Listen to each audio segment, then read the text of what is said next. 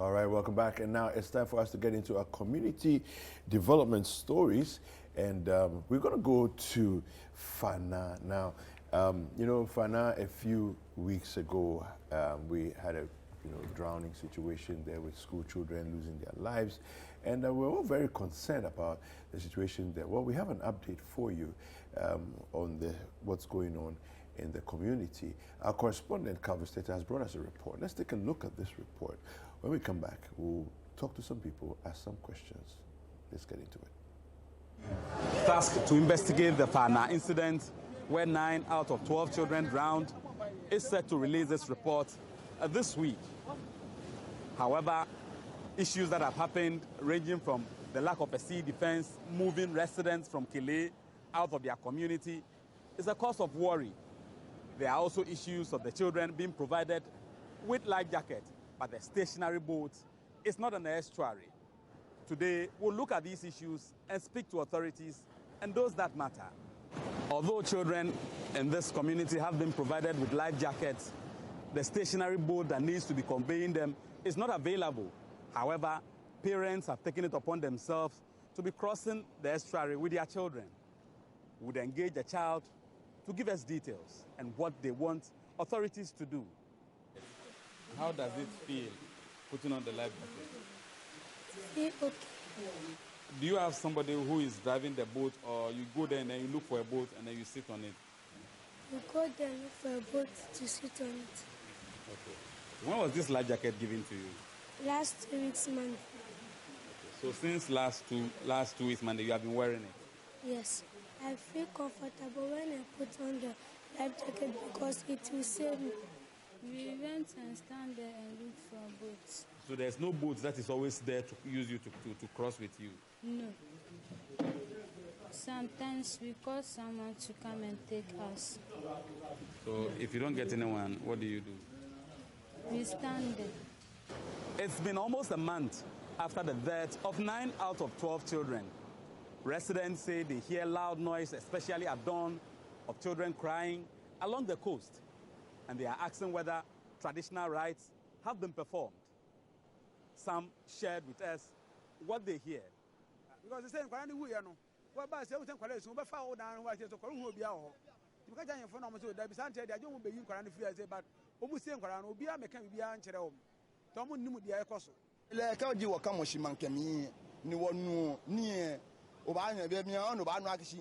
Beke bi blood tomorrow na beni beke bi school bi na shock and bi on near to show mon beke bi ni hwe code ojio yen ko ni ojeko ya tumi no ko na no ko efetimo momo min sandini sele to wana momo ni shi they are hanging around nikeji ekule ibale na no ko ba nyeba within a few years time it was ani neke kusu na kwena achu. We would engage traditional authorities, residents, to tell us more on what has happened even after the death of the children. Ke agbo to fogbele to moneke ajiole aba na ba fi okusun na ajiole ke akia keke wo ma igbe ege mefa no me bona me fale yo sana at least aba na ba tuna kan kusun e poma jeni gboyin ba gboye si minti na fake take ba fe abo wa manie bia me ba school ye Kele ke ba si bia ne wonu ko no ko keje ko authority sana. About a month ago, when we came to Kele, the community that is next to Yaboman, where these children drowned, the sea was not at this level. But it is a different story today, as the sea is gradually getting closer to the community. Individuals I spoke to are saying that the sea is gradually pushing them out of the community. As we speak, several houses just behind me have been destroyed, and residents are worried, calling for help. They are saying they need a sea defense. We can have proper direction of the river by tunnels being created so that it will channel the whole river to the sea. And then through that, we can also, you can see, we have the islands. Then we can also create bridges. When proper tunnels are being created, we can also have the chance to create bridges across the tunnels to the other communities. No, she want to defense, sea defense. She mo ekule boni ba bi eni keji boni asutore ba kan bi eni sani wo ya se egbe ni be acha koni eni preve way kejeje mi tibe 1 month ni fi sen kola no beto mu fi we ba no enye kura last week na start ya ebubu da waja no omu bie etumu sa na be camp no ho na po na wuram ti bia na ebie sesi ya ebubu ye dan ye ni ba bia ye konkrofo nchen de da esu oto so fo modin nti ehia ban mo a enya me ba na bebia na kwan da na mu twe pa na wo be firi akwakodu nsuo na no kra na mu twe kakra no wa bre na na tira chekere wa wo be bre kakra ansa na waduru nso na nsuo na pimpen so a beduru ye dan no abubu edan no. A committee was set up after the death of the children to determine the suitability of the area for inhabitants, and they are due to release their report this week. But the municipal chief executive for Wejagbawe, Patrick Kuma, believes the report will cover all sectors that is involved. They were given 2 weeks to go into the community to get the reports out. And per what I received today, they are supposed to wrap up by Monday next week. Then, of course, latest by Wednesday, I believe a meeting or a press briefing will be given by the regional minister as to the content of the report and then the way forward for the people of the Faana and the Riabman area. The country director for Action Aid believes there is a need for a national dialogue on issues relating to island communities and education. We have to have a national dialogue and fix this immediately. We need to ensure that we reinforce education budget. We need to decap the budget on education and ensure that we provide infrastructure, resilient infrastructure along these island states, such that the children do not have to travel to other places and expose their lives to this kind of risk. The committee tasked to investigate the Faana issue and come up with a report is set to release its report this week. However, residents whose homes have been destroyed by tidal waves and residents who complain about the fact that they hear loud noises are hoping that these things will be captured in the report to find solutions.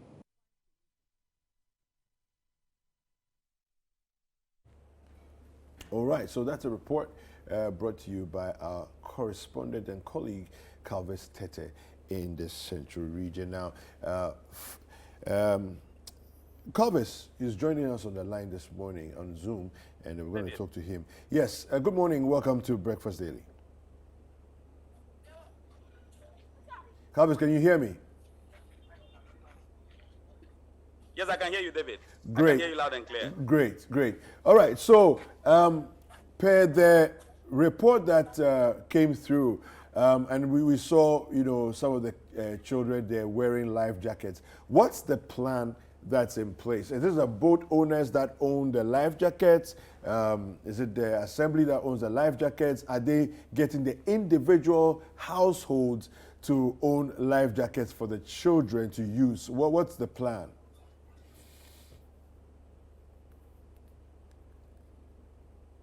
Hello, Calvis. David, the life jackets. Yeah. Go ahead, go ahead. They provided this life jacket as a form of support after hearing the report. They believe that they also have to contribute to making persons who live around Faana and surrounding communities to live in peace.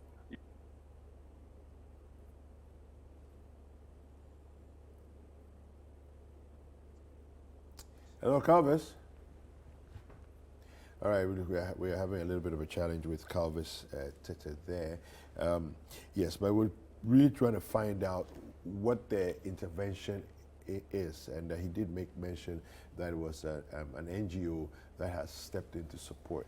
Again, my questions are very straightforward and simple. If an NGO can provide life jackets, what's government doing? Why has it been taking so long? Yeah, I don't understand. I mean, my issue is how expensive is a life jacket? So I just checked right now. We have for kids, we have about 100 Ghana cedis. So let's just say from 100 Ghana cedis to about 300 Ghana cedis for one. So if we say if we say and mandate, right? So we see 170 and all that. By the assembly, right, that no boat should carry a child. No boat should carry a child without a life jacket. Then it becomes an issue of the assembly making life jackets available, okay, by, let's say what, you're going to buy how many? I mean, if you have, let's say, 20 boats that are operating, right, and they transfer kids. Let's just say 5 for each. Let's just maybe start with 5 for each. There are some big boats and there are small boats. And I'm just saying that if you have in operation 20 boats on the water that typically ferry children across, these people who are the boat operators need to deal with the assembly. Because they should be issuing an instruction to say they're making it as a bylaw that says you cannot operate a boat that transports children without a life jacket, right? I gave an example when this incident happened. Okay, I've been to Indonesia a few times, and every time I have gone, the boat operators insist on you wearing a life jacket. You don't have a choice in the matter. You must wear the life jacket. You see, and so if the boat operators are the ones who are insisting, that is where you get the measure effectively implemented. Well, we don't know. We can only imagine or think that they might not be insisting because they are used to a certain way. But maybe with this incident that happened, there's a probability that they might have been. And it will actually be nice to talk to Calvin to, know exactly what's going on. But for me, I'm more concerned about the committee that was set up. The report? Yeah, that was actually set up for to investigate, this whole incident. My problem is what are we investigating? How long is it going to take to investigate? Versus say they are submitting the report today. Yes, but why is it taking so long? No, but that's really my concern because I feel like it's like there's no urgency. It's exactly, there's no sense of urgency. Kids have lost their lives. And they're still living in those areas. People still need to go to school. And don't forget the rainy season is here too. Yeah. So it's definitely going to affect all the movement. And we have at there. least 1 month more of these rains. At least 1 month more. And this is not something that just happened yesterday. No. So there should be a sense of urgency. Yeah. That's particularly my own problem. because we're in the rainy season. And honestly, I am itching to know what the investigation will reveal. Obviously, it's going to reveal things that we already know, but it's about implementing, how to protect them, the protective measures. Listen, my own is very simple.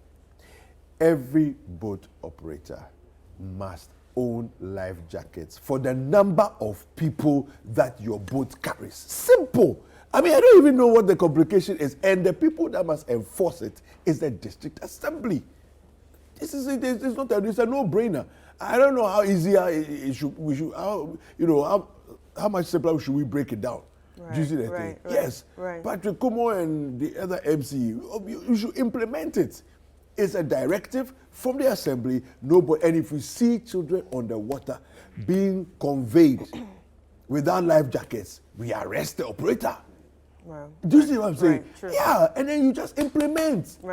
All this advice and going to tell you, let's talk to the island communities, you have to build infrastructure. It's a lot of, you see, I feel as if we like to show off about how much we know. We do a lot of talk shop. We do a lot of, all the things to make it look as if we are doing the work. The thing is ground implementation. Implement.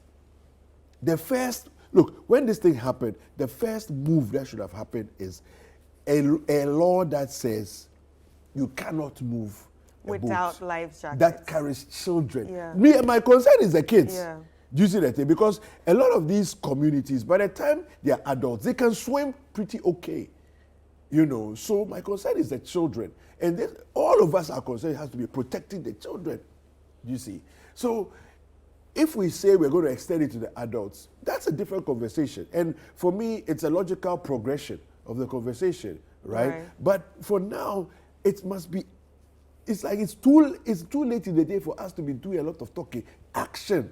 True. Carvis has joined us back on the line again. Carvis. Yes. Good to have you back.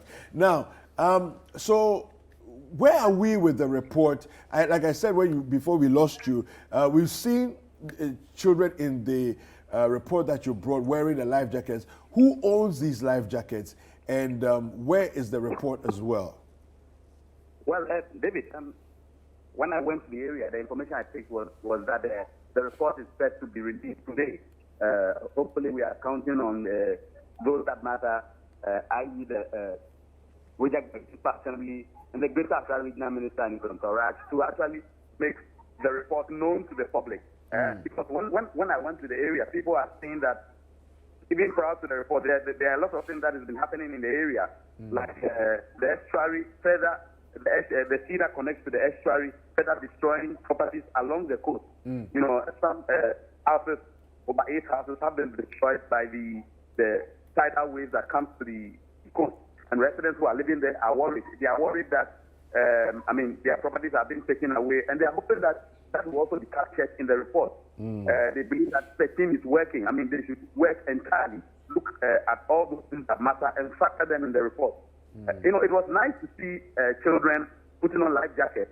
When we got to the area, it started raining, so we're just around waiting to see what time the children will come to the boat, and then the boat conveying them to their various homes. We saw some children, numbering about 3, putting on life jackets. So we spoke to them and asked them where they got the life jackets from. They made it clear that the assembly provided it to them. So what they are doing is that they give the life jackets to the schools where these children are. So the children go to school with the life jacket, they bring it back home, they bring it back to school again. So it's like that cycle.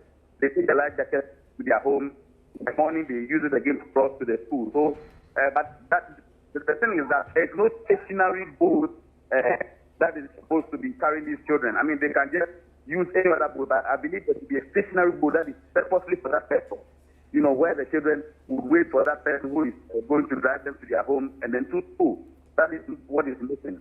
And then the residents are complaining that, earlier when the regional minister in Contorach came, they said that there will be a stationary boat there and then, even before the report comes out.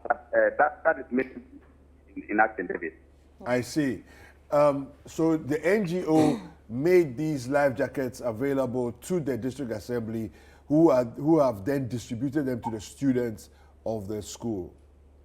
Yes, the NGO made these distributions. One of the NGOs is actually, just last week, they presented about 50 life jackets to the assembly. And some of the NGOs have also done same. They are also hoping to support these communities so that children who cross from one end of school and then to their homes will be safer. So Calvis, the challenge I have is that it means that every year, somebody is going to have to come and buy new life jackets, because the students now own the life jackets. So when they leave school, they take the life jacket with them. There's no cycle of making sure that the boat owners rather own the life jackets. And if you are coming to join on my boat, you must wear a life jacket. I don't know if you understand what I'm saying. Yes, I get it. Yeah. So if you give the life jackets to the students, then when they are done with school, they are going with their life jacket. It's theirs, right? That means that the next batch that is coming in, you have to buy more life jackets for them. Then that becomes an expensive adventure. Yes, David. I spoke to one traditional authority in the community who lives close to where these children obviously use to their homes and then to school. He's saying that what he observed was the fact that the children, when they are coming in the morning, they are with the life jacket. They go back after school, they also with the life jacket. But the availability of the life jackets are not enough. Sorry, the life jackets are not enough. They believe if they are enough, even when children, new entrants come in, they can still access to life jackets. So for now, what they are doing is that they give the children don't own the life jacket. The life jackets are in the school where these children go to. So you take it to school, you bring it back to school again. It doesn't belong to you. I'm sure until they have enough of them. But what they can do is to provide these boats that fly the estuary with life jackets. There's no stationary boat. If there's a stationary boat, this boat is the one working on this. Perhaps they will give them more life jackets. But there's no stationary boat, so that is what it makes it difficult. I see. All right. Calvis, thank you very much for this update. We're looking forward to seeing the report, to see what it is that the committee has uncovered or is bringing to us or recommending that we should do with it. But thank you very much for bringing us the report it covers. All right, so this is where we find ourselves. The committee's report will come out at a point today. At least we're expecting it to come out later today. Yeah. And hopefully there'll be some things that are actionable that we can actually get into. I still stand by. You know, the boat owners. The boat owners know. have it. So that it doesn't matter. It doesn't have to be a stationary boat. It can be no. anybody. But when the boat comes, yeah. the boat operator has the life jackets. Any boat can come. I actually understand what you're talking about, because obviously they might say, yeah, you don't own the life jacket as a student. Yeah. But what if I take it home and I refuse to come back to the school? Well, it's with me. Yeah. I mean, school dropouts is also a reality. So if the person has a life jacket and they don't come back to school, then what happens, right? So, and I don't even understand the whole process of the school says they own the life jackets. But if a child leaves the school and does not return the next day, and that's it, that means you've lost one life jacket. I still think it's a very simple thing.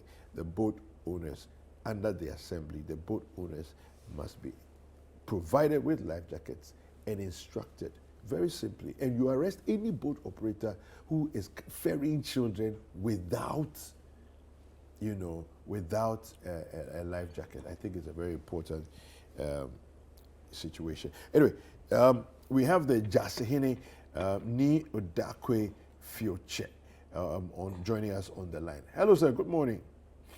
Hello. Good morning. Yes. Welcome to Breakfast Daily. Thank you very much. Okay. Kindly give us, your perspective on what has happened so far. The initial drowning of the children. The committee has been set up and they are supposed to submit their report today. An NGO has come in, bought a few life jackets and made it available to the assembly and so on. What are your thoughts about all that is going on? Okay. Good morning once again. It's amazing hearing of that stuff. Actually, we all know what happened. Some of us saw what actually happened at Kele. And ever since, I can see there have been developments. Even some of these developments were made or done without even consulting or the addition or informing the traditional leaders of Kele. So it's really surprising seeing that some of these things were done without consultation. And more also, we were not even invited to the burial of the kids, and we were surprised. But all the same, let's proceed. With the children that died or that got drowned at the river, these children should have been saved, but it couldn't happen. Yeah. After this incident, we have experienced a whole lot of the people who lived at the place, the indigents. They've experienced a whole lot of comments, hearing voices, sometimes midnight, wailing, children wailing, and that kind of stuff. That was also outside. We need the authorities to come in and sit with the traditional leaders so that whatever must be done to stop these things or to clear this kind of problems. And then aside, you can see we are in the rainy season and the tides are high. The tides are high. You can see the tidal waves when they blow. Where there's triangling occurs, you can see formally this thing happens, or this thing, the river meets at Botiano. But now it has paved way here in Kele, or it has found itself here in Kele. If we have the sea defense covering or protecting these ends, banks of the river, we wouldn't have even have this river coming even down to the town and even getting wider as it is getting now. Yeah. You understand? Because we don't have the sea defense, the force or the current that is coming is very high. The pressure is high. So it's widening the river. normally that wasn't how it was. Formally, that wasn't how it was. But now this is what we are experiencing, and it's very, very, very bad. It's very bad. Okay. The authorities need to confront or just talk to the appropriate leaders for direction, so that at the end of the day we can all see some developments and also monitor these kind of life jackets, where it goes and who wears it and who doesn't have to wear it. You understand? Yeah. Right. I just want to ask, have you reached out to the authorities? If the authorities are not coming to you, have you tried reaching out to the authorities? Yes, we've visited them once. Today is Thursday. Last Tuesday, we had the NADMO and some of the NADMO members coming over to sit with us. We went round. We just had some kind of examinations, and they also made some point. They said we will hear from them. So we are yet to hear from them. Okay, and also earlier on, when you were speaking, you actually talked about people being tormented, and you actually said they should have told you about some of these things that they were going to do, so you actually perform the things that you're supposed to perform the rights that you're supposed to perform. Do you need the authorities to actually tell you, okay, you can actually perform your rights for your own people? Do you actually need them to do that? Is someone supposed to tell you to do that before you do that? No. What I'm saying is, hello? Yes. Yeah, if you can hear me clearly. Yes, we can hear you. What I was saying is, after these incidents, the children were buried even without our information. So if we were informed, whatever rights that must be performed, we would have even joined hands together and then do that. But these kids were buried without even our invitation. All that we heard was Sunday it's happening at somewhere else where the children didn't, where the incident didn't even occur, did not occur. So it's amazing and it's surprising. So then whatever we also need to do at our end, definitely we will need the authorities together, because you cannot do anything without the authorities. Do you blame anybody for this? Who do you blame for the incident? Yeah, no, not the incident. The way things have gone since the incident. Well, this is a national thing. Yes. It's a national thing. So one person or the traditional leaders or the elders of the place alone can't do this. But with together with the authorities, we can all get this. Are you talking about the assembly in your local assembly? Yeah, the local assembly I'm talking about. Okay.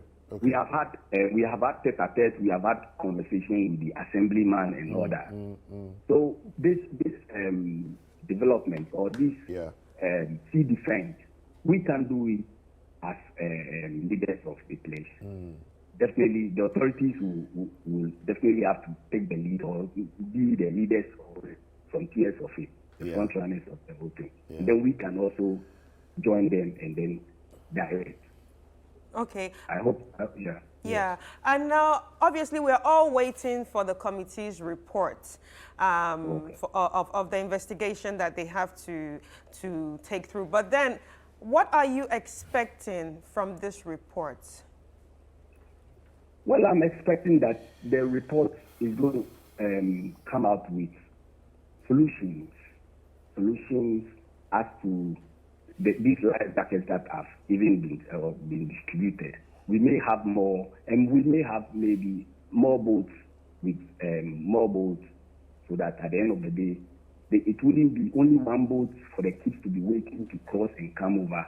And then also proper supervision or proper monitoring of this crossing of the river. All right. Okay. Thank you very much, Jasehene. We appreciate your sir. time. All right. So we've been speaking with the Jasehene of Kele. He was giving us his thoughts on the incidents and the issues that have happened in the aftermath of the incident of the drowning of the children at Faana. All right, thank you very much. We're going to take a quick break. We will be right back with more on the community development.